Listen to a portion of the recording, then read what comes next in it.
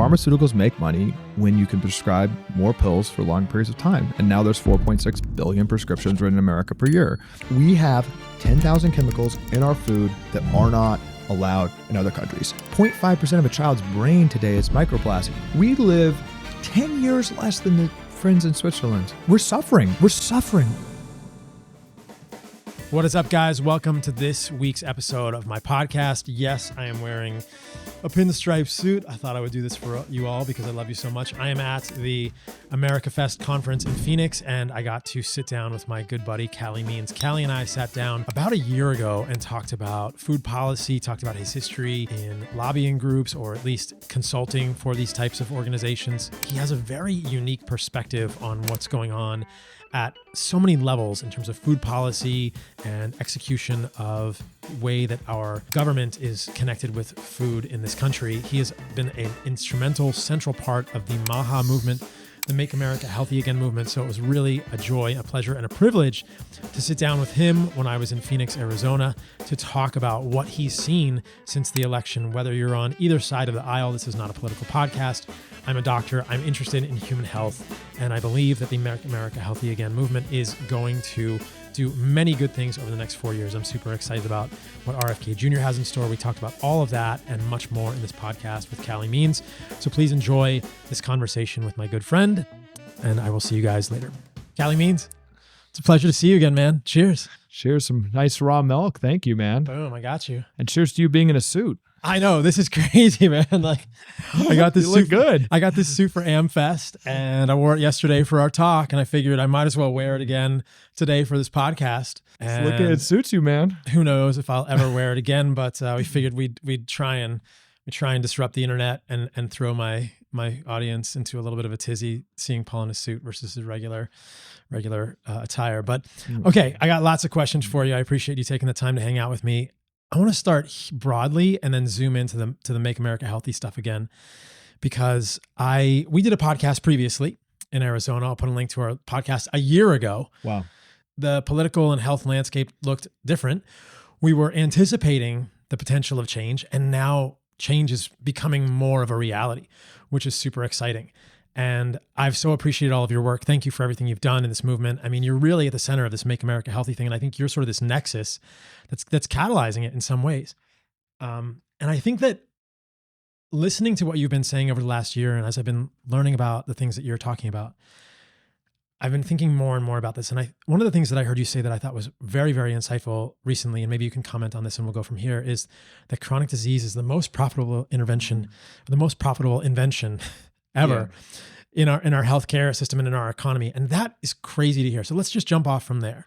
What do you mean when you say that chronic disease is so profoundly profitable? Mm-hmm. And how do we see that? Yeah, I mean, the stat that I still can't wrap my head around is healthcare is the largest and fastest growing industry in the country. And, it's actually not tech or AI, it's healthcare. And then you just look at the raw economic inputs of what, we're in Arizona, you drive around Paradise Valley. Most houses there, the mortgages are paid by somebody working in healthcare. What are the economic drivers? And they just undeniable fact is the way those folks make money is more people getting sick. It's just the way our system works. And it's if you design it top down, you'd never design it that way. But it's like, if somebody's in pharmaceuticals, it's like pharmaceuticals make money when you can prescribe more pills for long periods of time. And now there's 4.6 billion prescriptions written in America per year. Hospitals, we have a fee-for-service model, right? It's just the facts. Hospitals make money when somebody has chronic conditions and needs to go to the hospitals for a long period of time. I talk to people in the healthcare industry like, oh, pharma, you beat up on them too much. It's only 10% of the overall healthcare spend. Well, no, the fact that people need to keep going for those SSRIs to their psychiatrists, they need to keep going now for obesity treatment. You need to go check in every couple months. You need to re-get the prescription for the lifetime Ozempic jabs. For diabetes, that's a long-term care. You go in to get your drug prescriptions, but you got to see the doctor. So actually chronic disease and this kind of need for constant pharmaceuticals, constant interventions, inevitable complications with the pharmaceuticals that you need to go back to the doctor for, that's driving hospital spend. And then insurance, this is key. Everyone's like, oh, even smart. I've talked to masters of public policy folks from Harvard, and they're like, oh, insurance can be part of the solution. They want costs to go down, right? They want to save money. It's like, no. Insurance has a mandate that they can only make 15% profit margin. This was an Obamacare thing where it's like, okay, they're making too high profit margins and it can only be 15%. But importantly, the insurance companies were able to lobby into the bill that they can raise premiums to get the 15%. So they actually didn't understand this with Obamacare, but just think about it. If you can only make 15%, but can raise prices, right, to get that 15%, you want higher costs. You actually want healthcare costs to grow. So since Obamacare, in the past 10 years, insurance premiums have gone up 100%. What? So we're all talking about inflation. The number one cause of inflation is healthcare, is insurance. So it's just so simple, right? Every single year, it's like, oh, what's happening here? We have a 16% increase in insurance premiums. Anyone that runs a business sees this. It's because they are able to take 15% of a larger and larger pie. Right. So every single, just as a demonstrable fact, and I think that's kind of known by everyone, and it's frustrating everyone, and it's leading to these suboptimal outcomes where we're all sick. And it's like all these things that you talk about for so many years that we can't quite put our finger on. It's like, why are all these crazy things happening? Why is the government telling us to eat, beans as the top source of protein? Why are the government telling us that ultra processed food can be healthy? Why is the government telling kids added sugar is okay to eat? It can actually be explained by this invisible hand that actually these big industries want people sick. And when you have economic incentives like that, it leads people, good people, to do and say crazy things. So my big passion, honestly, like coming into this space, learning from you, learning from other leaders in this space who've been blazing this trail for so long, I was really trying to figure out what the politics of this are. And I think there's just a spiritual forces, from many different angles coming together, led by you, led by Vani, led by Mark Hyman, who's had a big impact on me. It's just like, I think it's all come together this year where it's politically very important. And we have AmFest, this conservative conference. Who would have thought this has been a left-wing issue, healthy food. Right, and it's just like, who would have thought it was just amazing, for those who haven't seen it, you coming on there, just crushing it and just like standing ovations, talking about healthy eating. It's like, it's become now a politically persuasive issue because people are really frustrated. I never thought of myself as political until health became a political issue. I'm a doctor. I got interested in this because I wanted to understand why humans get sick and how to get them well. And as I've gone deeper and deeper down the rabbit hole, what I've realized is that there is no divorcing health from politics. And that's sort of been a sobering realization. And I think that's something that you've always seen because of your background in consulting, and you've seen this from the inside, and we can talk a little bit about that. But I'm eyes wide open now and realizing, wow, health has always been political.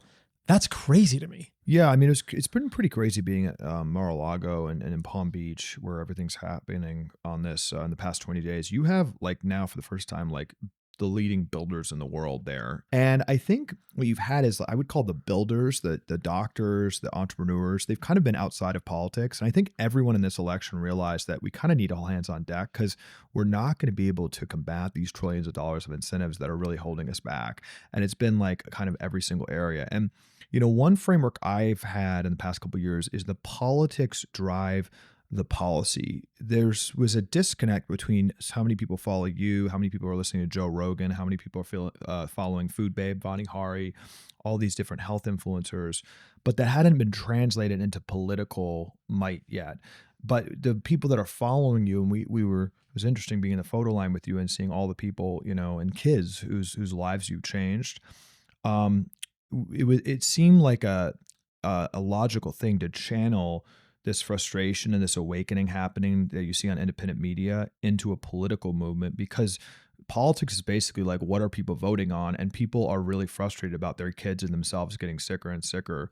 So I think what you saw was Bobby Kennedy was tapping into that. I was just amazed that he was getting at one point 20% of the vote, right? This guy that was called a whack job and that everyone was not even, they weren't even allowing to have on the media. So there was something there. And then my process was, okay, listening to him, he's really tapping into this corruption frustration, this kind of rigged system frustration, this idea that everyone kind of wants to be healthy, but they don't want this. But why are so many kids obese and sick? It's just like nothing makes sense. And then I think that was kind of in the best interpretation you give is like what Trump's been talking about is like this kind of like, let's get corruption and let's get crony capitalism, let's get the swamp out of the way. So I think that's what really beautifully happened is they actually have a similar message, and it's very bipartisan. I think what Democrats are seeing, and just to, it is political. Exactly as you said, I hate that health. It's really a nonpartisan issue, but it did become political. And the fact is, like, there was one side talking about this. I think, Kennedy was a jump ball. He Kamala refused to meet with him. These are left-wing traditional issues. Right. So I think it was just this like kind of movement, frankly, people that are following you, right? Moms, kids, parents. And Trump was smartly able to seize that movement. And then you had this situation like yesterday at AmFest and during the campaign. It's not ideological partisan. It's literally like Trump at the rallies was like, let's empower farmers. Let's get to toxins out of our food. Let's get whole food. He said the word regenerative agriculture one time. It was just like, these are pretty basic things, and it fired people up. So that's what happened this year. The kind of real animation around this health, these kind of nonpartisan issues was fueled into a political movement. And I think it's a great thing because you basically now, with Trump coming in, you have the Biden administration trying to ban the food dyes before. That's crazy. So I think the big opportunity and why we really need to celebrate and make sure the MAHA movement is successful is because if Trump and Bobby Kennedy can get some wins, some unimpeachable wins, I think you change the whole paradigm of health where both sides are actually on a MAHA framework, because it's politics. They just see voters care about that. That's what we need to do in the next couple of years. We just need to make MAHA a winner, and then both sides are debating over it. Yeah. And I think that's the ultimate goal. Yeah. Like I said, I so appreciate you being at the center of this and helping to fuel the fire, because the win for all of us is in 2 years when we're at midterms, both sides are talking about making America healthy again. And when the Democrats start talking about this, again, I'm not political. This is not a political show. I'm a doctor. I care about human health. And I felt like in this election, definitely the right embraced that more than the left. And so I've been talking to people who tend to associate on the right, but I'm not talking about, other political issues on this podcast. Right. I care about human health. And whether you like or you dislike Trump, he's created the best opportunity that I've seen in my lifetime to make massive reform across all levels of our government for better human health. And I want to talk about that at every level. And so you said this to me before our talk at AmFest yesterday, and I loved what you said and what Vani said. Shout out to everybody who was on our health panel yesterday. Yeah.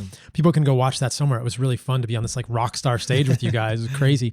But I think the win is in 2 years, if we can fuel this Make America Healthy Again movement, the Democrats are talking about, and then it's a win for everyone. That's right. I'm just thinking, that's generally how society changes. Think about gay marriage. That was like a big topic like 10 years ago, and it was generally more on the left, and it was like still debate. It's like that issue's kind of now both sides kind of take that off the table. I mean, even like civil rights and discrimination laws, that was a partisan issue. Now it's like, no brainer. So often you have with these big societally changing issues, you have one side or the other kind of push it, then it becomes kind of the norm, and it just becomes the new political reality. So yeah, I mean, I'm sure obviously there are many people that voted for Kamala that are more on the left side of the aisle. I hope we can all at least give some credit to this sliver of positivity that came through in this campaign. I mean, no matter what you think, or if you disagree, I'm surely disagree with President Trump or Bobby on other things. If you really listen to what was said, it was a pretty unimpeachable message about, taking on these incentives that are profiting from people being sick, cleaning up our food, transparency, getting access to the right data. Empowering patients to make their own decision with their doctor, medical freedom. I mean, these things are pretty unimpeachable. And, again, if you're on the left, I mean, I think it's doing the same thing. It's encouraging your politicians to support these no-brainer principles. One interesting thing happened. I mean, this is just, there's so many examples, but right after Trump won, you had Sarah Huckabee Sanders, who's a very conservative governor in Arkansas, say that she wants to reform her SNAP program in the state, the food stamps, to not have soda, which states can do, and then the federal government can approve those pilot programs. And then you had Democratic governors, the governor of Colorado, who's a Democratic special interest. So you basically just have like both sides like, hey, like there's some good points here. Like, let's work together. You've got, Bernie Sanders and Cory Booker and Kirsten Gillibrand, the senator from New York, complimenting a lot of what Bobby Kennedy's doing. So it's very positive. We need to just create a new normal. And I think what I say to do is just like the campaign, let's just celebrate the wins. If we're able to take the food dyes out, let's celebrate that. If we're able to throw the current USDA recommendations from the Biden administration that are attack on meat, attack on natural farming practices, throw those in the trash and have more sane USDA policies. Let's celebrate that. Let's just give credit where credit's due on these unimpeachable nonpartisan wins. Yeah. I totally agree. Yeah. What's it been like at Mar-a-Lago? You've been at Ground Zero. So just so people don't know, obviously Mar-a-Lago is Trump's golf course estate, who knows, in Palm Beach, Florida. Right. And he has been gathering, he and Bobby Kennedy, the MAHA movement has really been kind of making an encampment there. You guys have been having all sorts of summits, right? So what's it been like from the inside? Because I've been so curious from the outside thinking, what's going on? Who's at Mar-a-Lago? What are they talking about? What can you tell us? Yeah, I mean, I'll take it back a little bit before they came in. I got dragged into it, but I got to know Bobby through I think Tucker connected us and Tucker Carlson. Tucker Carlson. And independent media has been a big force in this election in so many ways. And then met some members of the Trump campaign well before Bobby endorsed. The Trump campaign was very interested in the chronic disease issue. Mm-hmm. I was working with them, sharing the talking points we all use, and Trump was making some bold statements. So from my vantage point, I made a 20-second call. It was Bobby was really feeling this. I called him an hour after President Trump got shot at Butler and just had this like spiritual feeling like to suggest to him, maybe it's time to call Trump. And he was thinking the same thing. So we ended up facilitating that call, and I had a small insight into it. And I think something really special happened with them talking that night. I mean, Trump, I think obviously was feeling many emotions after getting shot. And there was this real solidification of a bond and unity. And from, my vantage point, kind of watching that develop, they talked for hours and hours about childhood chronic disease, nothing political, nothing about polling. They just talked about how this can be a big generational legacy item for President Trump to, we see those graphs of chronic disease going up to be the next 4 years where that goes down. And Trump got very excited about that. So they, ended up endorsing and really, I think, had a positive, discussion about these things during the campaign that really resonated with voters. So flash forward to the election, there's a group of advocates and allies around Bobby, and it's been very interesting to see that. And I think, obviously, and this shouldn't be surprising to anyone, at Mar-a-Lago in person, you just see these different forces, and there's just so many, there's trillions of dollars at stake. I mean, there's, you read the news reports, it is, a bunch of different people coming through, to give their advice on this very consequential transition in every single area. I mean, President Trump is promising a very disruptive, very bold agenda. Mm-hmm. And, for me, just watching it, I see some light and some darkness. I mean, there's a lot of people that are profiting from people being sick. It's extraordinary. I've chatted with, a lot of people kind of off the record from the pharma and the food industry, and they don't even deny that kids are getting sick. They're making the argument very strongly that this is going to hurt the economy. and they're coming in and saying, this is too much. We acknowledge, we acknowledge that our food is much less healthy in the United States than every other country, that we make less healthy food, but, it's going to hurt the economy if we improve our food standards. We acknowledge that there's unacceptable rates of chronic disease, and that it doesn't really make sense that the U.S. is 4% of the world's population, but 75% of worldwide pharmaceutical profits, while being 60th in life expectancy. Yeah, that doesn't really make sense, but we can't really cut reimbursements for our drugs, even though Ozempic is $1,600 in the United States and $84 in Germany. Yeah, we need that still. It's going to hurt the economy. It's going to hurt jobs if we. So they literally, it's all on the jobs angle, and to me that's kind of dark. And they're using that. What's really encouraging to see is that President Trump. And I've said this, I wasn't a fan in 2016. I went from that to thinking that his win was probably the most important event in my lifetime historically. I really think we're going down a bad path, and he wants and I can see this, I'll tell you very clearly, he wants 9 ideological, bold, generational wins. So he has really protected Bobby, and he's, appointed him HHS. He's has great picks under Bobby. When he said he wants Bobby to go wild on health, I think he really means it. So, there's been a lot of every single stakeholder coming through Mar-a-Lago, but Bobby's standing there as a giant right now. I mean, Bobby is really empowered. Obviously, they're talking to many different stakeholders. I think it was reported, he had dinner with the pharma executives. They're talking to hospital executives. They're talking to a lot of people. But the discussions are, he has this gravitas from the campaign, and I can't emphasize this enough. When I'm watching this and watching the forces around Bobby and kind of trying to influence this, Bobby and Trump have this incredible, to me, aura around them because they represent voters. I can't express how much that people like voting on this issue. The fact that the gender gap closed for Trump, it was supposed to be 20%, gender gap, it was 8%. The fact that independents voted for Trump for the first time, and closed that gap. Young people, Latinos, African Americans. There was actually a lot of demographic groups that voted Trump, and a lot of that was attributed to MAHA. So when you're in this meeting and you've got some unelected, no name, executive, and then you've got Bobby Kennedy, who really, to me, when I see him, it's like he's just emanating this legitimacy, because he's a symbol of this coalition that formed. He's got the power, and the sausage making is always a little less pretty, but I think we should be really optimistic. I mean, Trump's supporting it. We've got great picks in. Bobby's looking really good, having good conversations with senators. So I think we just need to, I don't think it's complicated. I think we do popular stuff. We do what was said during the campaign. So I think there's a good agenda. It's exciting to think about what's going to happen. You mentioned this earlier. I thought we should focus on this for a minute.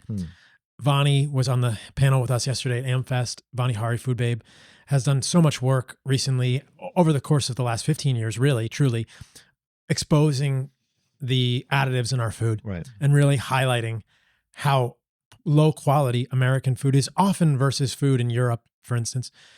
She's really been beating the drum around these food dyes, red number 40, yellow 5, et cetera. And she and you were there at Battle Creek, Michigan, when you guys marched to Kellogg's headquarters with a petition with how many signatures? 200,000 plus? No. Over 400,000. 400,000 signatures. You guys went to Kellogg's headquarters and they said, get off the lawn. Right. And now she said something in her talk yesterday. Kellogg's stock is down 14%. 14%. Just this week. Yeah. Yeah. Who knows? But sales are plummeting. Interesting. And this is what we talked about at the beginning of the podcast, bipartisanship. The Biden administration now wants to ban food dyes. What's up with that? Yeah. That's fantastic. It's great. In some ways, are they just trying to steal the thunder?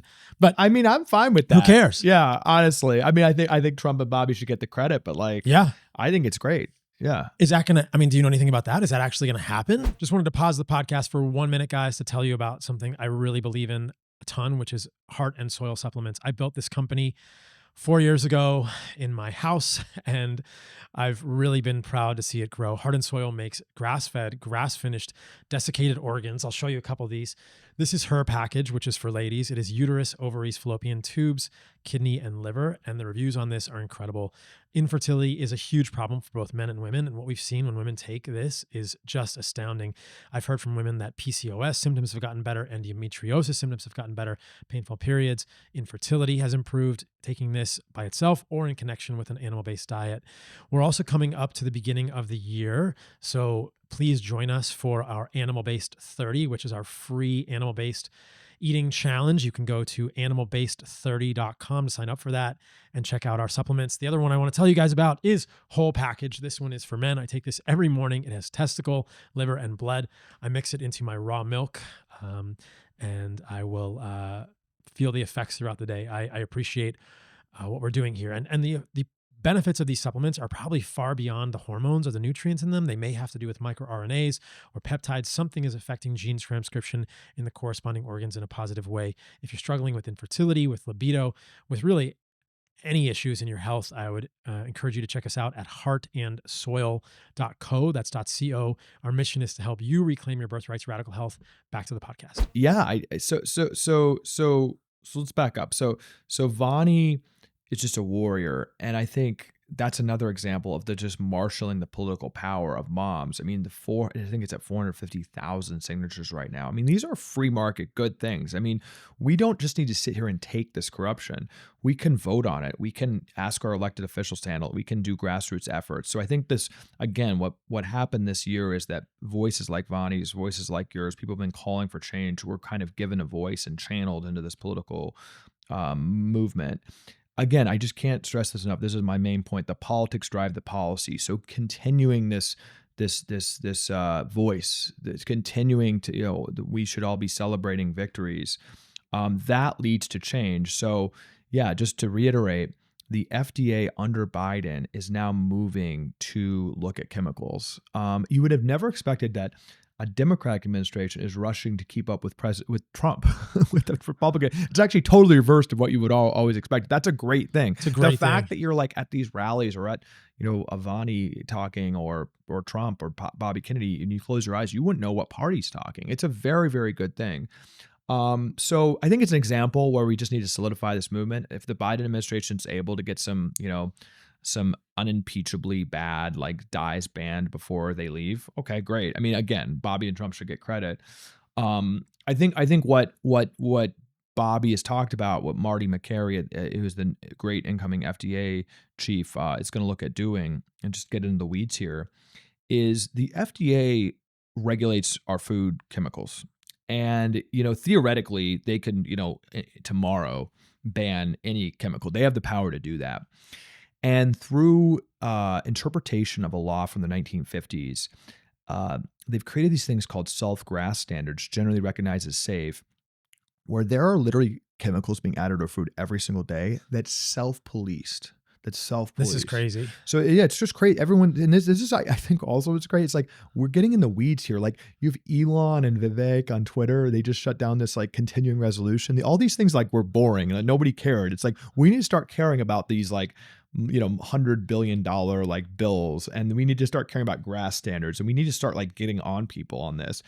But we have 10,000 chemicals in our food that are not allowed in other countries. Every other country in the world, it makes sense. It's like they determine whether a chemical is safe, and then it goes in the food. Here, the food company can voluntarily just add any chemical they want, and then they need to prove retroactively after it's been in all of our kids' cereal that it's harmful. Right. And a lot of these things are harmful. So what Bobby talked about during the campaign and what the Biden administration is rushing to do is food colorings. There's no reason to have them. They make the food neon. And what are they? They are literally petroleum. They're literally crude oil. They mix crude oil with a couple other molecules.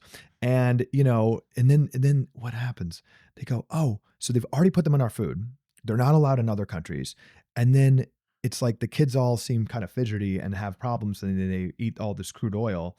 And then you get the scientists say, no, we don't have human randomized controlled studies saying that if kids are eating crude oil that it's bad or neurodegenerative or causes ADHD. It's like, think about that. And you get this too when you make common sense points. The burden of proof is on that we don't have enough studies to take away the crude oil from kids eating, that we need 10 years more of research. We need to have human randomized control, placebo groups, and a group where we're, giving kids IVs of crude oil. It's crazy. It's actually crazy. The burden of proof should be, is eating crude oil safe, and should that be in the food before we put it in the food? Before it's even in there. I mean, think about and you've called this out. We have totally lost our way on science, right? You get berated for, not having these rigorous studies on seed oils, which are industrial lubricant, right? It's just think about how lost we are on science. It's like, we've injected this crap into our food supply, and we're the ones who are unscientific for asking questions about that. And then we have to literally have 10 years of dual groups of serving people engine lubricant and seeing if that's bad. I got lectured by scientists recently on microplastics. They said we don't have enough evidence to know whether microplastics are bad. I'm and Jason Karp said this at the Senate hearing. It's 0.5% of a child's brain today is microplastics. It's do we need to wait for a human randomized control study to know whether it's bad that 0.5% of a kid's brain is microplastics? The other thing about all this stuff is these 10,000 chemicals is you play whack-a-mole. Okay, so is it the food dyes? Is it the protein-based food dyes? Is it the atrazine where Alex Jones was right that's changing the gender of the frogs? Is it the glyphosate that's being phased out of every other country that you have to wear a hazmat suit to spray and kills everything in sight that's kind of going into our kids on every single food? Is it the hundreds of other chemicals? When you play this kind of human randomized control study game, you're playing on the wrong field because you're isolating which one it is. It's the confluence of this regulatory system that's just led to Frankenfoods. Like throw it all out. Throw it all out. The policy should be, let's get back to real food. Let's get back to real food. Quite frankly, and then we get into dietary philosophies. Even before that, let's just first get to real food. Let's first get to real food and empower people to have, blood testing and other biomarkers to understand what's going on inside their bodies so they can make the best decision. But at the very least, it should be real food. 150 years ago, and this is really, I think, unable to be debated. 150 years ago, our population was enormously healthier. Right. Lower rates of obesity, vanishingly low rates of diabetes, heart disease, cancer, depression, dementia. So what happened in the last 150 years? What were we doing 150 years ago? We were eating simple foods. Right. None of the things we're talking about were a part of our food supply. There were no food dyes. There was no glyphosate. There were no seed oils. 150 years ago, people were eating tallow and lard and butter, and there was no heart disease. Right. So yes, it's very complicated. And I think that this ends up being probably an intentionally confusing point that is promulgated and fueled by big food and pharma. But it's just, let's try and push it back to super simple. Why can't we just all agree that eating foods that look like things our great grandmother would recognize is a good idea? That will unquestionably improve the health of our population. Well, literally throwing out all nutrition research, all nutrition employees at the federal government, and literally just going back to that grandma principle would make us a much healthier country. I also think it's important to unpack the history you're talking about. So you say we were much healthier 150 years ago. Now, a lot of scientists, a lot of people, we were living so much shorter, like et cetera. No. Let's unpack it. Let's unpack this. Let's talk about it. So George Washington and Ben Franklin, right, and all these guys hundreds of years ago lived into their 70s and 80s. So one key thing is that there was a huge issue with childhood mortality. Yeah. So let's be clear, there have been some good scientific advancements, but a lot of that is around childhood mortality. It was, I think, 2% of women died giving childbirth. It was very dangerous. There was a lot of complications with childbirth. So be very clear, acute interventions for high-risk births have been great. There's all, and then what else? What else was a huge killer, particularly of kids? Infections. So, various sanitation and some antibiotic use. That's great. So I always say it's acute issues, but if you made it past childbirth, you were most likely to live very long and you're much more fortified immune system. Yeah. And we had none of the antibiotics or anything. We had a very strong, demonstrably much stronger immune system.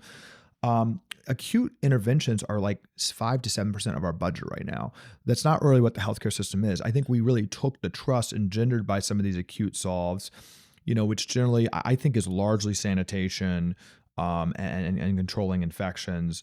And some acute things of like, a burst appendix or complicated childbirth, or, if you're imminently like heart is breaking down, like some of the emergency surgical procedures, like obviously like some of those are okay. And I'm skeptical of many of them, but some of those are okay. But then we took that trust and, after World War II and antibiotics were credited with winning the war. And now we're just a totally chronic issue, which is never what the vision of the medical system were. So I want to be clear, we were healthier. The other thing I just always talk about, I think it's really important, it's the first chart in Peter Attia's book, Outlive, is that if you control for acute and infectious disease innovations, if you just take chronic, life expectancy hasn't increased in the past 100 years. That the entire doubling of life expectancy, the entirety of it is acute and infectious disease management. So right now we spend 4.5 trillion on chronic. That's neutral to negative. I think it's negative. 4.5 trillion. And that's all negative. And it just quantitatively has not led to any increase in life expectancy. I think it's actually leading to mass negative increases in life expectancy right now. So we really got to unpack that, because I still talk to top, I think it was a dean of a top med school where he said, well, Calley, we've made great progress. We've doubled life expectancy. No, that is a correct statement. We were much healthier 150 years ago. That is absolutely true. Yeah. In terms of chronic disease life expectancy, but also the health span.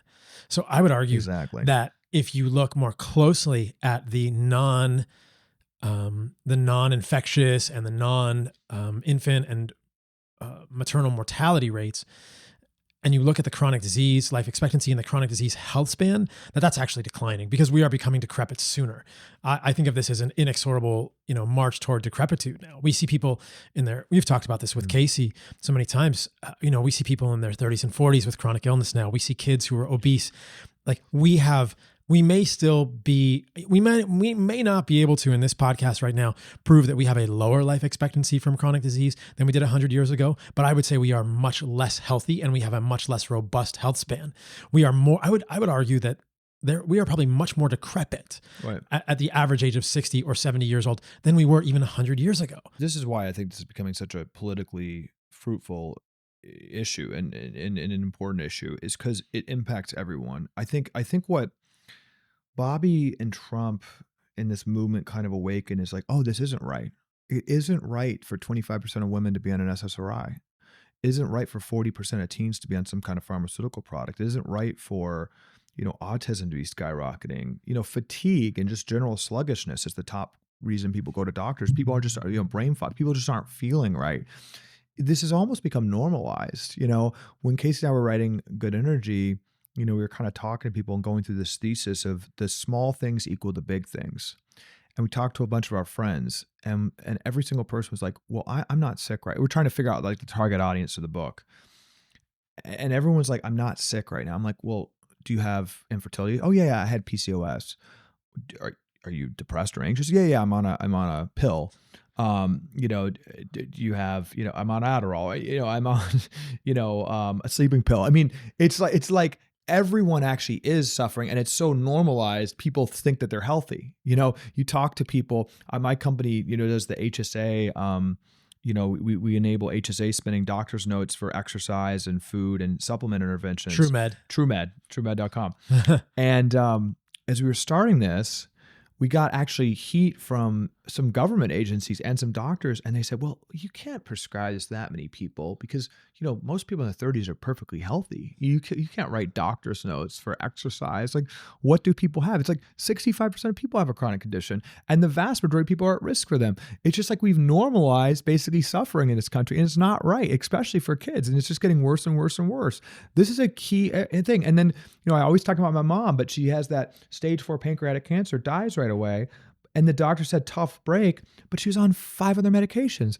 Each of those medications, the metformin for high blood pressure, the statins for the high cholesterol, those were all warning signs. These small things are opportunities. So of course, we live 10 years less than the friends in Switzerland, 10 years less than the Swiss or the Japanese.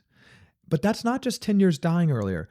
That is representative of a lot of more suffering along the way. I guarantee you that somebody in Switzerland or Japan, they have a much more, they're kind of sprinting to the end of that road and much more productive and much happier, leading to the 10 years extra life. Of course, that's just the tip of the iceberg.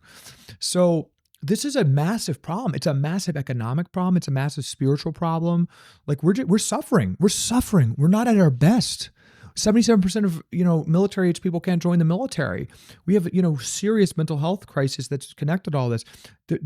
America is becoming less competitive. So I think that's really the big story here. That's, I think, something that everyone can rally behind is that 100%. We all really appreciate this country and the opportunities it's given us and the safety that we are afforded here and the way that the infrastructure works. And if we are all going to do good in the world, this is what I'm excited about with the Make America Healthy Again movement. And I said this at the end of my talk yesterday, that we all, you and I, everyone listening to this podcast, I believe we all have good that we can do in the world, right? Without putting any spiritual tradition on that, no naming. It's just, we can all do good in the world. And I have to be healthy. You have to be healthy. Everyone listening to this needs to be as healthy as possible to be the best conduit for whatever muse you choose, right? For whatever good you want to do in the world. Like, our country is better when we are all healthier. That's unquestionable. And we all need to do that good work in the world. And if we're less healthy, we do less of that. This is what I think is so important with this MAHA movement, that we will become less healthy as a country if these trends continue, and that will translate into us being a less strong, less safe, less enjoyable country to live in. That's really important. We all do good work. We have to keep doing that work, and if we're not healthy, we can't do that. Yeah, and again, I think when I put together a a unifying theory of what Trump has been saying. And again, I know we're on all sides of the aisle, listeners, but for better or worse, and I think undeniably, Trump has been the defining political figure, certainly of the last decade. I mean, potentially of our lifetimes. And it's like, what is he tapping into? He's clearly tapping into something. To me, it's that the American people want to thrive and there's BS in our way. And he's this conduit. And it's not even something people can all put their fingers on, but he's this conduit to get the BS out of the way. I think that's true. I always say, like, we live 6 years or 7 years less than the Italians, but we're not lazier than the Italians. It's like, I don't think Americans are like worse people than other countries. I think actually we have like a great, I don't know, I haven't met that many like people that don't want to like thrive and, have the best for their family. I think like we've got a lot of optimism in this country. I think there's really bad things in the way. And I think there's like this really powerful message of just like getting this bullshit out of the way and just like unleashing people. And I think people want that. And I think that's like the greatest, like, kind of optimistic message for what we can do with this MAHA movement. I also say, like, we're beating up a lot on the system, and I think it's really worth beating up. And I think our health trajectory is an existential problem. I think the connection to food and soil, I mean, I think we're potentially on the verge of an agriculture health collapse. I mean, I think it's really serious, but I think another great part of America, honestly, is like this independent media ecosystem, whatever you want to call it.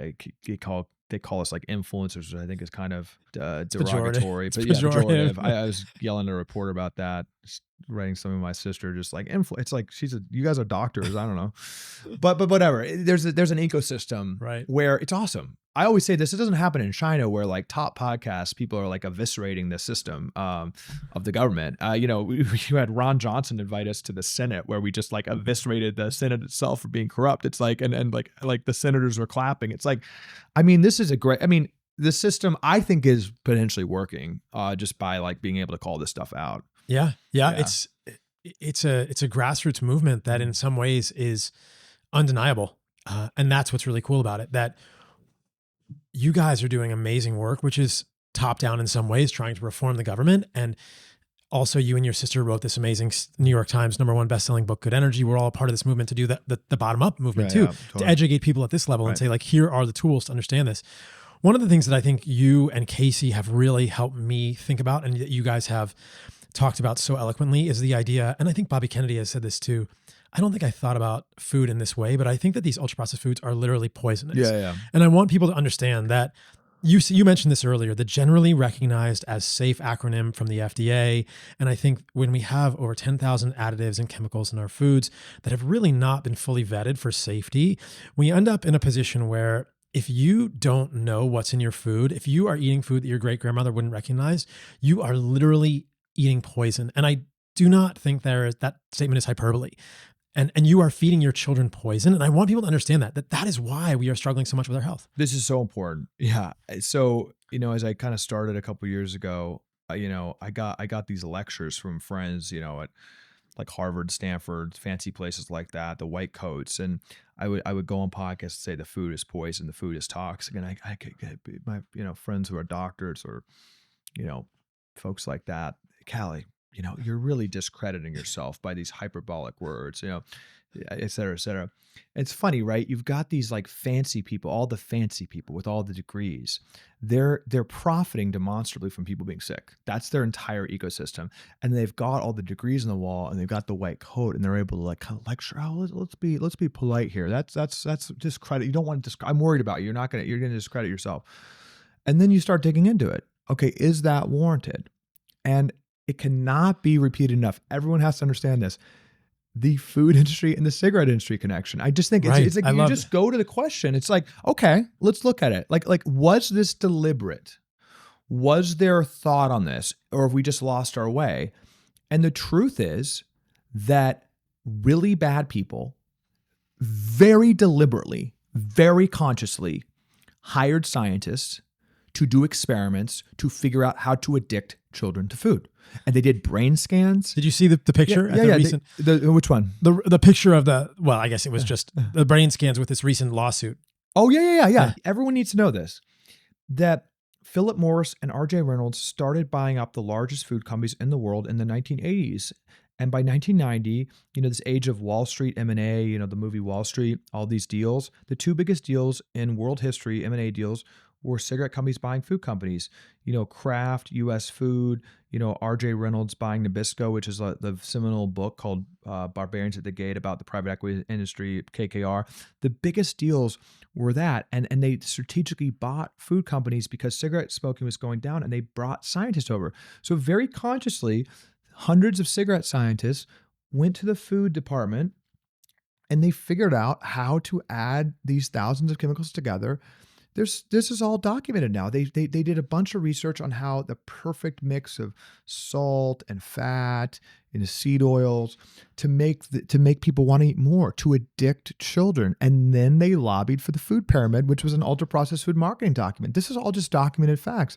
They rigged our government and made the food ultra palatable. Now, were they trying to poison kids with all these chemicals? Are they evilly trying to? No. But these chemicals, which are totally unregulated, obviously are causing massive issues to our cellular health and microbiome. I think the microbiome stuff is not even understood by anybody. No. Again, you get berated for being sued. I was a legitimate Harvard doctor within the past year said, the microbiome talk is pseudoscience, right? Because there's not a lot of study on that. But when you look at the amount of hormones that are controlled by this trillions of different gut bacteria that we don't even understand, and just think about these chemicals that are just unnatural, that we're not, evolutionarily in any way made to handle, and these toxins, literally toxins with the glyphosate and the pesticides, just totally, infiltrating our body. It's obvious. It's obvious. Like these small changes, to our metabolic health can have profound impacts. I don't know if this is, I find this super interesting. I've been, kind of can't stop thinking about this, but my friend with a chicken coop, they turn the light on in the chicken coop and the chickens lay 2 times more eggs. It's like literally just turning a light on. It changes the hormones of that chicken to such a degree that they're like producing more eggs. It's like, think about that's just one input, lights. Just lights. Yeah. It's changes their entire hormone structure. It's what the hell is all this food doing? What the hell is all the, looking at a smartphone all day? All the lights. The fact that our sleep's dysregulated. The fact that we're traveling so much. The fact that, we're chronically stressed all the time. The fact that we're much more sedentary than we used to be. It's all the things you talk about. These are all not necessarily even bad things. It's not like outlawing artificial light or the various even processed food. I'm not even that supportive of banning everything, but we should be aware of it. This is the, I think, vision of MAHA to me, is that we should just address with our healthcare spending and healthcare communication the root cause of why we're getting sick. So we probably should be looking at different types of light and using animation for that. Purpose. We should be looking at, our sleep and having, more communication incentives to sleep. Look at a child's sleep before we go straight to the SSRI or the Adderall.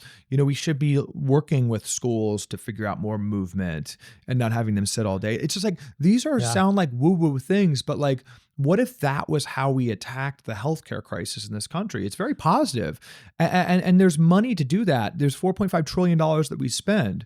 So it's not like a nanny state thing. It's actually to me, it's very simple. We spend $4.5 trillion in healthcare. How can we steer that to the best, most efficacious incentive structure to increase thriving and disease reversal for the American people? I think you'd get a lot less drugs, a lot less hospital visits, and more incentivizing healthier food, better circadian rhythm, less chronic stress, stuff like that. I completely agree. And I think there are so many of these inputs that we just don't fully understand. Right. And it's so easy for anyone that disagrees with you or I to say pseudoscience. Like we talked about at the beginning of the podcast, there's no randomized controlled trial in humans that's been done on radio frequency EMF with AirPods. So they're safe, Calley. Well, okay, maybe they're not a problem, but let's actually ask the question. I have one funny thing on that. Tell me about it. We're talking about EMF. So President Trump, his big campaign promise is to establish a committee, that he's going to announce day one to investigate the causes of childhood chronic disease and and then take bold action. I was talking to one of his top advisors who's actually concerned with the EMF and the 5G and the radiation from cell phones and stuff. And he's like, yeah, everyone's saying that is pseudoscience. It's okay, well, anyone that says that, let's do a controlled trial. we'll take your child and strap a 5G cell phone to your child's head for 2 years, and we'll have a control group. Would you sign your child up for that? It's like, no, nobody would sign their child up. Obviously, that's going to be really problematic. Like, obviously, nobody would even agree to that study. It'd be unethical to even do the study. And then they say it's pseudoscience to even question these things. Okay, well, put a cell phone in your kid's head for the next 2 years. Yeah, it's like this stuff is just common sense. This is what I was going to ask you about. Where do you think it's coming from? Why is it anathema to even question some of these things? Money.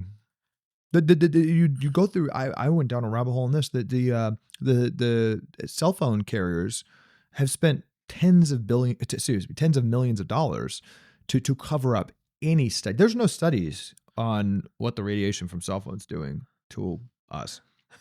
It's all covered up. It's violently attacked when anyone asks a question about that.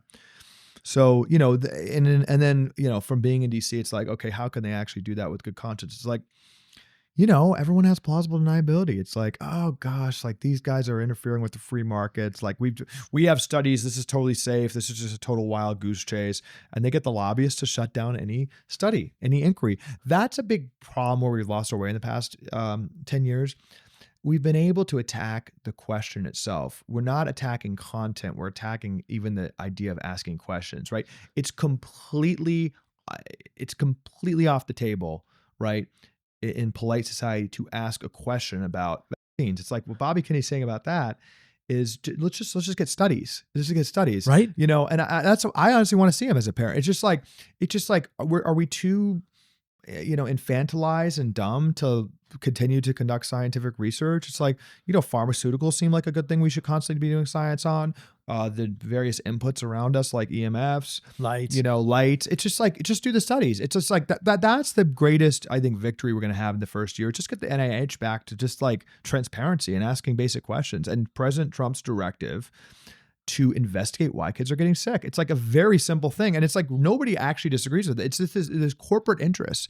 Corporate interests have rigged, DEI, that it's like racist to ask certain questions and sexist and this and that. And anti-science is the new slur. It's just like these things didn't used to be anti-science to ask basic questions. And then it's really, again, it's a infantilization of the American people. It's like what we can't handle like inquiry or like nuance at all. It's like, no, we need to get back to that. I think that's one of the more dangerous things that I see is that when it's not allowed, when we are criticized, when there are, in some cases, actively organized forces working against us or working to discredit those of us that are asking questions. Like, this is 1984. This is Orwellian, Yeah, it is. We must be asking how, and this is I think what gives me the most hope for the next administration, regardless of political leaning, is this a time in the next 4 years where we can actually ask questions again? Like, make America somewhere where you can ask a question again and not be completely blacklisted. I want to talk to you about this because I think this has been happening and I want people to know about it. Am I wrong in believing or suggesting that there have been active movements to discredit those within the Make America Healthy Again movement? Like you're saying, and I want to expose a little bit of this, or I want to talk to you about this because you know more about this than I. When we ask questions, I'm suspicious, and I've heard rumors or whispers that there are these industry-funded groups, sometimes in a disguise, but there are industry-funded groups that are working behind the scenes to discredit those of us that are asking questions. We got to stay super positive, super eye on the prize here. To answer that question, and this is kind of the heaviness I felt kind of in the past 20 days around Mar-a-Lago, is like, there's massive stakes here. I mean, just step back out of any conspiracy. There's trillions and trillions and trillions of dollars at stake. The pharmaceutical industry is really, really dirty. I do believe that they murder people. I think they play really dirty, and this is from senior lobbyists who work for pharma. I mean, they really are depressed and don't like their lives. And they talk to me about this. I've talked to a lot of people on the other side in the past year on this journey. Senior executives in the pharmaceutical industry have told me that pharma's murdered people. It's true. I mean, there's a lot of stories about this, about people disappearing, about planes going down, about, mysterious suicides. This is one of the largest, most profitable industries in the country. and they are predicated, their profits, on people being sick.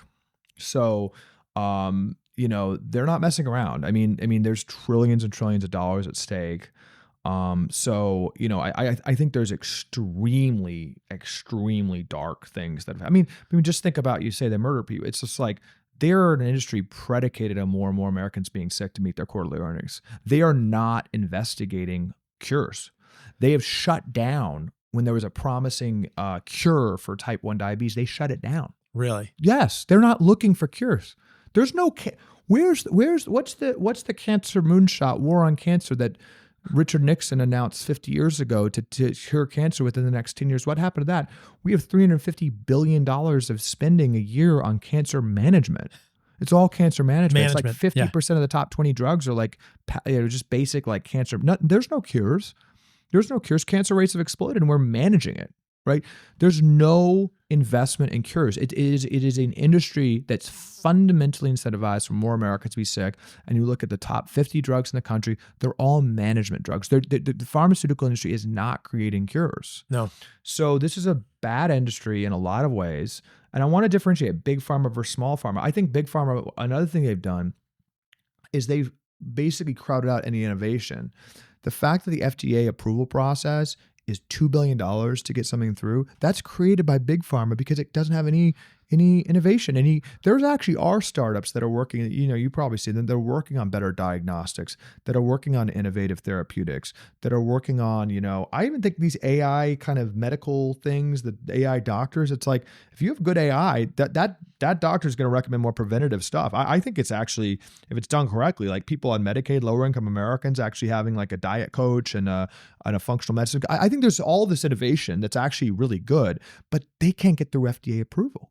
It's $2 billion. There's no innovation happening. That everyone has to be out of pocket, and you need FDA approval to get any payment from the government for Medicare and Medicaid.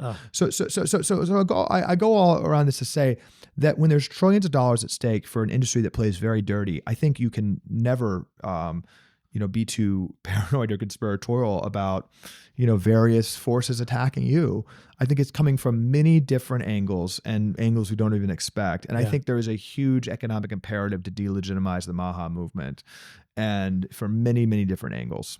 And they play very dirty. Yeah. Well, I appreciate your framing of that like we can remain positive, but thanks for at least commenting on that. Like, why focus on the dark, No, I think we just need to stay positive. Let's stay positive and celebrate not the get wins. Divided. Yeah, I agree. I've seen that. It's bad, man. It's interesting. But I think that anyone listening to this can understand that if you follow the money, there are incentives that are aligned against us. And we did a recent mini documentary with Heart and Soil I did about seed oils. It's called Fed a Lie. And after the seed oil documentary, we had a little question and answer, and I was sitting on the stage and I was thinking, that was just a moment that things kind of crystallized for me. And I thought, wow, if we realize that seed oils, I'm digressing a little bit here, but we'll come back to the main thread.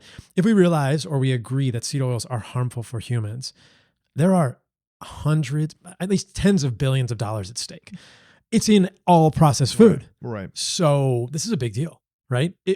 The big food is perhaps invested in not allowing us to really demonize seed oils, because if corn, canola, sunflower, safflower, soybean oils are harmful for humans, think about how integrated into the ultra processed food landscape those food components are. The entire ultra processed landscape would change. Just wanted to pause the podcast for 1 minute to tell you about another company that I'm really proud of that I built. I only really do ads and talk about companies that I've built, guys. Lineage Provisions, I built this year with my good buddy, Anthony Gustin. We make grass-fed, grass-finished, regeneratively raised meat sticks, jerky.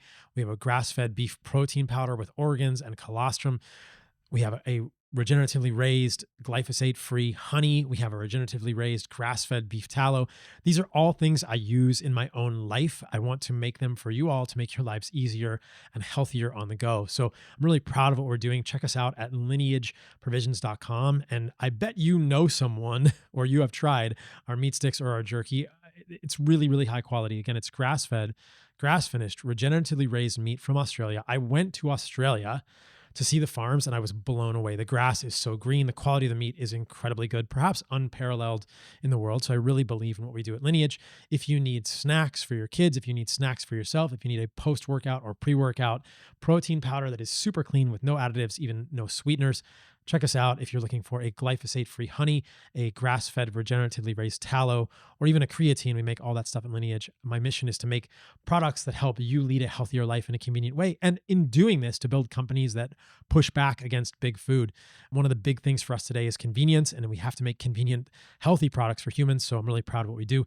LineageProvisions.com. Back to the podcast. Yeah. So that hits on kind of what to do going forward. Yeah. And it's been reported, right, that the Trump administration is talking to all stakeholders, and I've been chatting with a number of stakeholders. So the question is like how to move forward.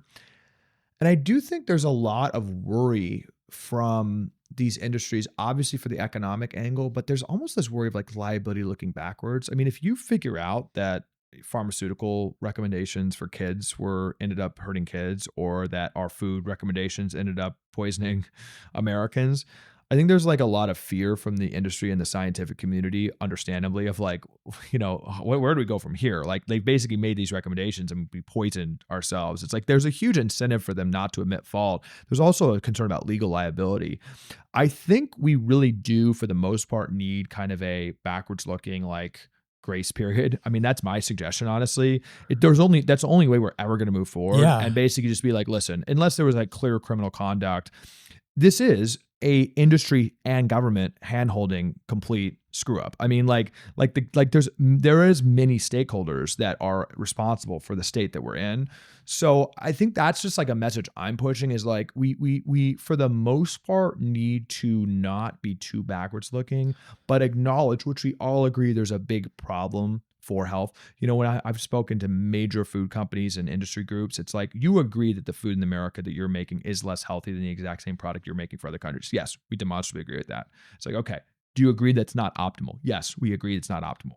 It's like, do you agree that 50% of kids, being overweight or obese is a good thing? Do you agree that, having a chronic disease epidemic among kids is a good thing? Do you agree that more prescriptions isn't helping that? The pharma? It's like, yes. It's like everyone's like, they can't agree to these things, but they're scared. They're scared of anything changing. So I do think it's not like a punitive thing. I think particularly for food, it's like we have to have a conversation and come together. And it might involve some government help to transition. I mean, the government has incentivized this monocropping industrial ag system. I mean, it's a two-way street. That's due to a lot of lobbying and corruption from the food industry. But like, we've got to unwind this. And I don't think it's just like complete punitive. It's actually has to be a little bit of a conversation. Again, it starts with the NIH. The NIH should be a separate entity asking the questions, getting the data. That's where it all starts. Also, if there's a definitive NIH kind of consensus, and it's not just doing new research, it's just like looking at what we currently have, potentially doing new research. We need to get the answer, and then we can bring that to the policy creation process. And I've heard you say that 85+% of the NIH's budget goes toward pharma research. Oh, there's massive, you'd be shocked. Anyone would be shocked. Any American would just, what did the NIH do? It does foundational research. It doesn't. The NIH does not do foundational research anymore. It is a pharma R&D factory. Dr. Fauci was actually at his perch at the Infectious Disease Institute, was the largest writer of government research grants in America, in the world. His department issued hundreds of billions of grants, all for pharma R&D, all for pharma. Not understanding the root cause of why, we're dying of COVID at a much higher rate. We died at a 4 times higher rate than other countries because our immune systems are so weak. There's no research on why we're getting Alzheimer's. It's just like on BS Alzheimer's, kind of Band-Aids, that these drugs that cost $1 million that do nothing. And it's like, why is Alzheimer's going up so much? Why is diabetes among kids going up so much? No, it's all just like some new therapeutic, some like slightly better metformin. It's just like, that's what it's crazy. It's actually crazy. So I think one of the most important things and impactful things and history defining things the Trump administration could do, just get Jay Bhattacharya in there, a hero, a guy that was blacklisted by Twitter just 4 years ago, that Stanford tried to fire him for suggesting that school lockdowns might not be a good idea, which was right.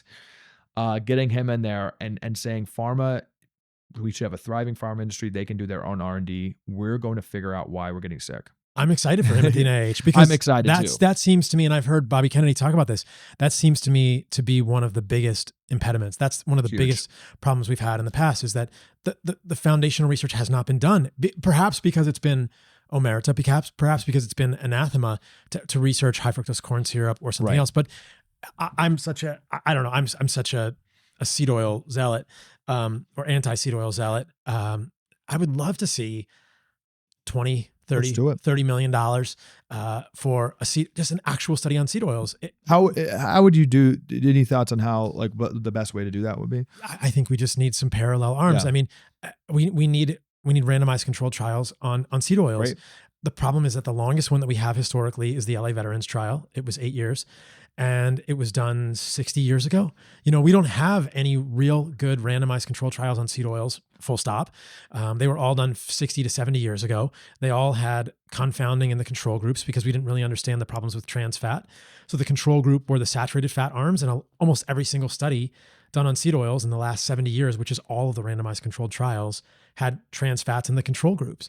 So we know so much more. We still don't know everything about nutrition, but why don't we just, we need a long trial, because in the LA Veterans Trial at 8 years, we saw a massive increase in cancer rates in the seed oil group. So this is a really important thing. And I think that's a central question that we keep coming back to, is saturated fat versus polyunsaturated fat for humans. I'm obviously biased, but I can't think of too many more fundamental questions in terms of human health, because the saturated fat piece is what gets red meat demonized.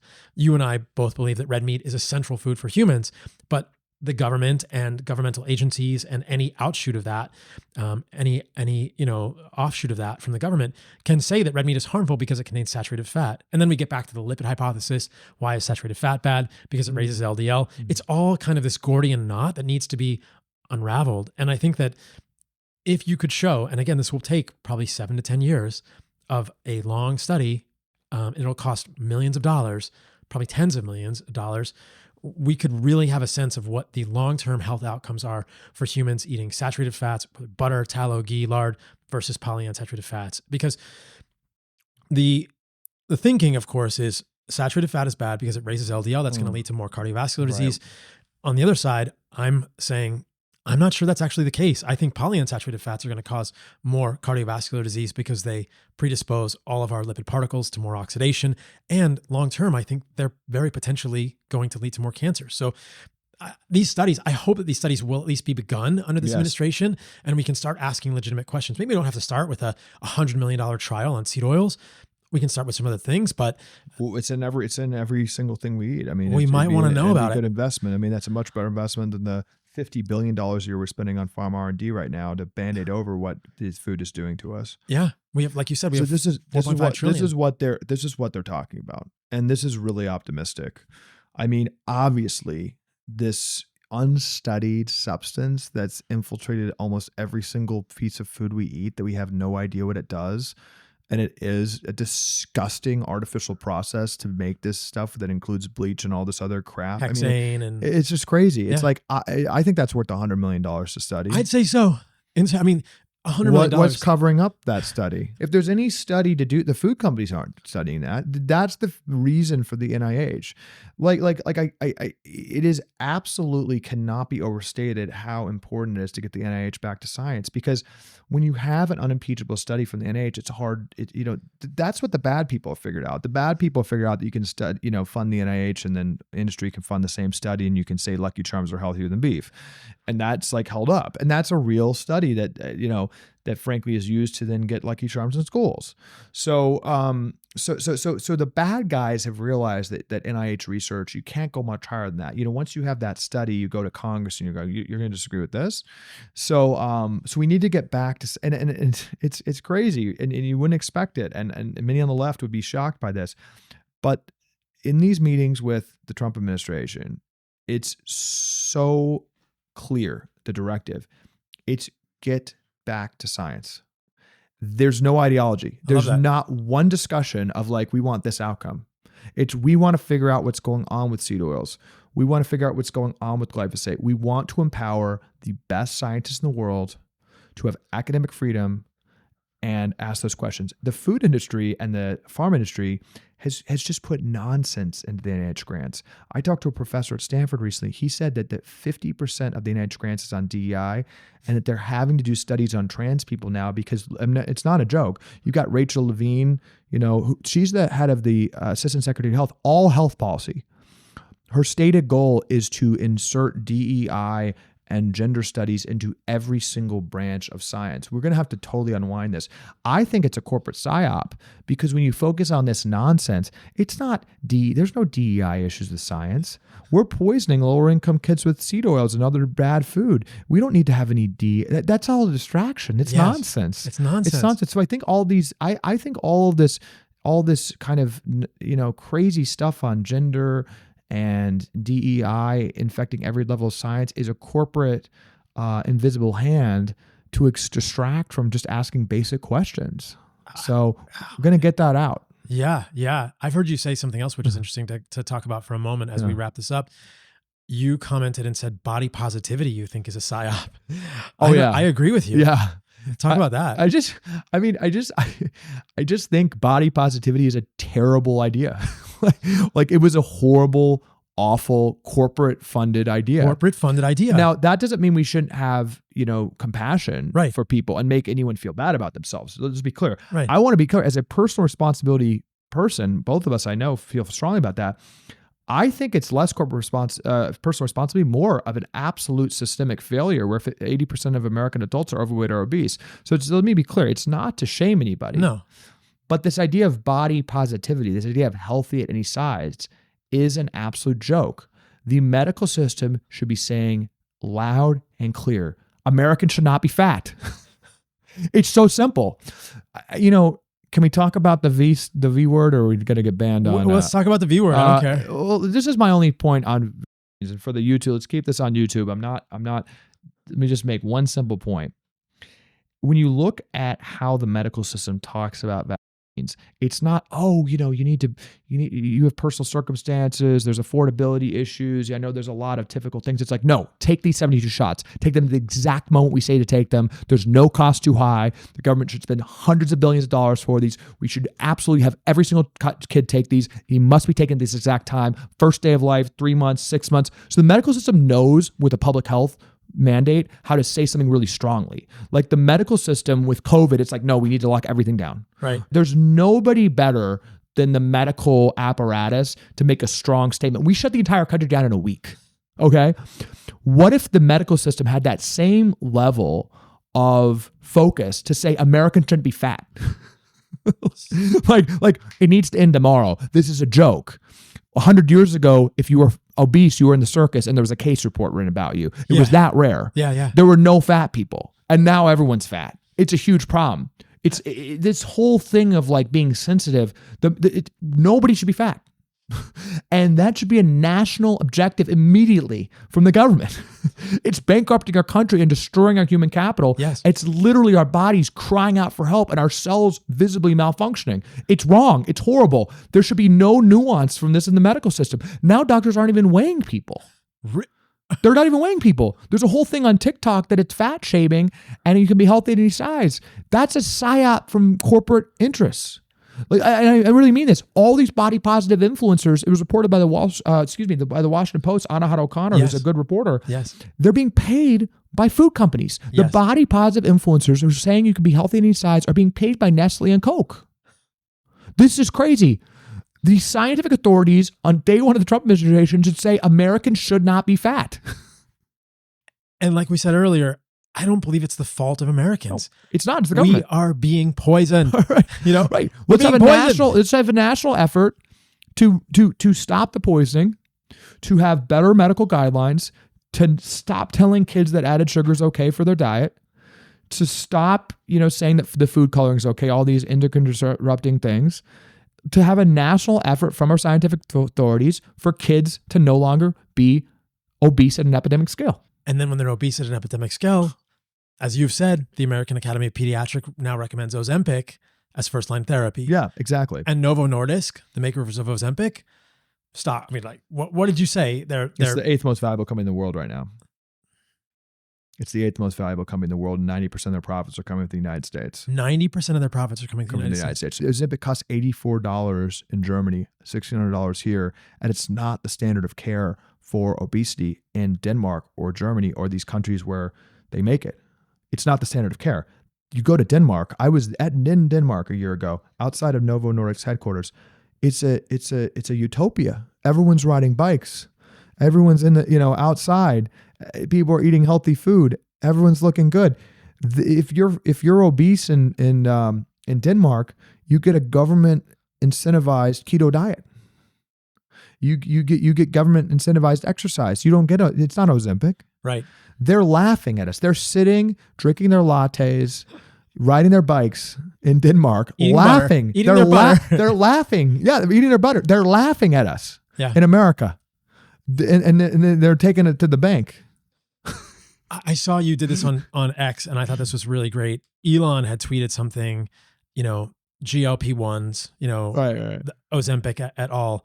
Making these affordable for every American would be a massive step in the right direction. And you said, well, I'll let you comment on how you responded to that. I don't necessarily think Elon would argue that Ozempic should be the frontline therapy for a 12-year-old that's obese.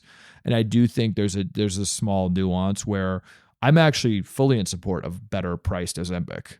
I'm actually fully in support of Ozempic being available.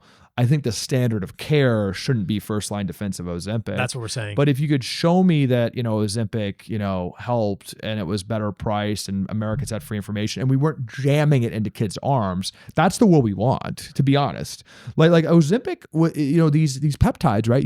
It's from the biohacking community. People were, making this stuff in their garage with the peptides, and I think that's great. I think we should have total libertarian, experimentation. I think most drugs should be legal. I think we should have massive deregulation. They shouldn't be so expensive. There should be mass transparency. The FDA, we always say there should be less regulation on drugs, more regulation on food. They have it kind of backwards. People should be able to experiment. So I don't have a problem with the existence of Ozempic stealth, and this is a slightly different point than Elon was making. The problem is that $1,600, so it's crowding out all other investment. What if that $1,600 went to regenerative agriculture? And the problem is that the Biden Medicare ruling says first line defense. Right. First line defense. So it's like you're anti-science if you don't get that as the first line defense. It literally says after. So there's a problem with that. I do think, I think this is a real administration where innovation can take hold, and Elon's doing amazing things. I guess I quibble maybe with a slight bias towards some of the tech folks of like thinking we can out-hack our way out of a lot of this issue. I am talking to some of the Elon's friends on that, and I know his brother's more into this, and would love to continue this engagement. But I think you can really use innovation and his robots. I don't think he even knows this. His robots, you've seen these? What kind of robots? He has these Tesla robots that are able to like fully like pick, they have dexterity with their fingers. You're able to basically program them to do what their AI. I think it'll be a revolution for regenerative farming. I think regenerative farming actually is higher output per acre, but has more labor costs. But if you could actually have robots, like actually, because they're not all mechanized in rows, you could actually have robots like pick the berries and actually manage the. So there's innovation that can happen to get more natural, to get back to natural processes. And I would just be biased towards more innovation that gets back to what grandma was doing and help us scale that instead of accepting that we're all fat and then jabbing ourselves to Ozempic. So those are my thoughts. I mean, I don't think he's even trying to push the public policy on mass prescriptions to kids. But I do agree it should be cheaper. Yeah, I appreciate that answer. I didn't mean to set you up there or make Elon look bad. I really appreciate what he is doing in the administration also, I'm half joking. It's just like, I don't want any dissension in this movement, and I do think Elon is doing a great job. Yeah, infighting is not helpful. And we might want to talk to him about Ozempic. I think I would love to have a conversation with about Ozempic. And I'll say this, and I hope we can keep this part in the podcast, Calley, but you can tell me. What are the chances that we could sit down with Elon and Donald Trump and talk to them about what they're eating and talk to them about their diet and talk to them about their diets, because it kind of kills me that they, I heard RFK Jr. on a talk show, and he said, I have no problem with fast food. I just want it to be healthier. And he said, make frying oil tallow again, to which I was, pumping my fist and going, this is great. Like you could easily make a quote fast food restaurant where you have regeneratively raised grass-fed beef burgers with a good quality real cheese, not an American cheese. You could have a 3-ingredient sourdough bun. You could have, good quality lettuce and tomatoes on it. You could have natural ketchup. You could have raw milk, right? There are ways, and you can make French fries in tallow. There are ways to make fast food much, much healthier and much more what our great grandmothers would have seen, right? Right. And I just wish that there were a way for us to actually sit down with Elon and the president and say, can we get you guys a chef to make you healthy food? Okay. Here's how I think about it. History calls unlikely, people to be heroes at different times. Yeah. And it is true. And I truly believe this, that President Trump, who has a great affinity for Big Macs, is going to go down his history as the person that ushered in, the golden age of regenerative farming and health in America. And we just have to kind of accept that. And I want to say, my read on President Trump is he does not come at this from a personal, love of regenerative agriculture. He comes at this from a antipathy and real aversion to corruption. People always say, during the campaign, well, President Trump eats like crap. How can he care about this issue? It's like, he cares about kids being sick. He cares about kids being sick due to abject corruption. He cares about corporate cronyism. He cares about the swamp, rigging our institutions to profit from sick kids. He cares about American farmers and the fact they're, weighted down by trillions of dollars of bad incentives. That's how he sees this issue. And I think that's real. It's really real. And he bonded with Bobby over that. So it's not his personal, although I would actually say he does have some good metabolic habits. I actually think he's very mindful in a way. Really? Yes. I think he does not in any way, shape, or form focus on the future too much or the past. He's an extremely mindful person, actually, and doesn't look at all the stress he's under. And he's pretty chill. Yeah, he's pretty chill. Honestly. So I actually think he, in a weird way, has like very good mindfulness practices. He doesn't drink. He does get moving. He golfs a lot. Rock and it's roll. better than nothing. I mean, he's pretty actually nimble. What is he? 76 or 7. I mean, so we do talk in good energy. There's various levels of metabolic health, but I think he manages his chronic stress pretty well, moves pretty well, gets out in the sun a good amount. Is pretty mindful. I think he doesn't sleep much, and he's probably maybe should work a little bit on the food stuff. But he is very passionate about attacking this issue and making it a generational issue. And I'm frankly not concerned. It's not my issue to try to lecture him on what to eat or no, whether. It's not.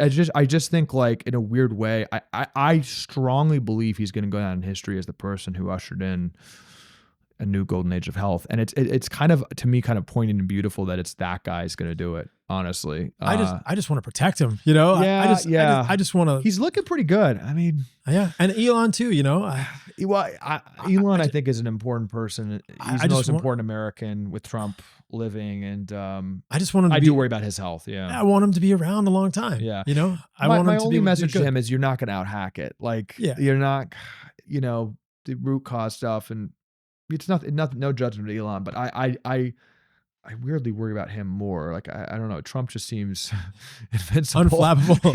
Yeah. Elon, I am worried he's gonna have like a heart attack or something. I mean, it's not like we couldn't get these guys. It's not like we couldn't get these guys tasty food. Yeah. That's what's interesting to me about the whole equation is, my gosh, like we could give Elon and Trump some really delicious grass-fed beef burgers.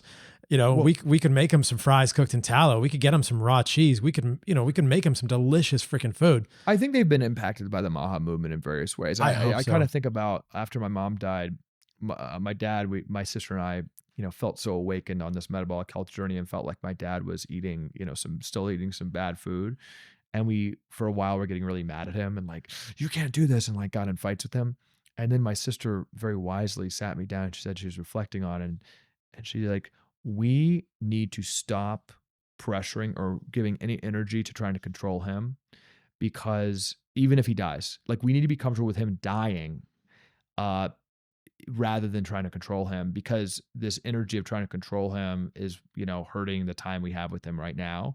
And if we can just be loving and continue being on our journey, that'll impact him. And the second we stop trying to control him and just like started living our lives and just kind of like showing that energy, he started changing his habits much more. So that's kind of what I bring to it. It's like, I don't think this has been Elon or Trump's, the healthy eating, but I think they're really just by the energy of this movement, being moved by it. And I wouldn't be surprised if they change their habits, honestly. But I think the best way we can have the world do that, and a lot of people wake up, as many have, is just kind of like keep pushing, like keep trying to change incentives. I think something really spiritual has happened and amazing's happened where just like these ideas have gotten out. We saw so many people yesterday at AmFest who are just like, they're like changing their lives based on like your content and other people's content. It's like that content's just getting out. Like these messages are getting out everywhere. So I just feel like the energy of just like putting this stuff out there is changing people.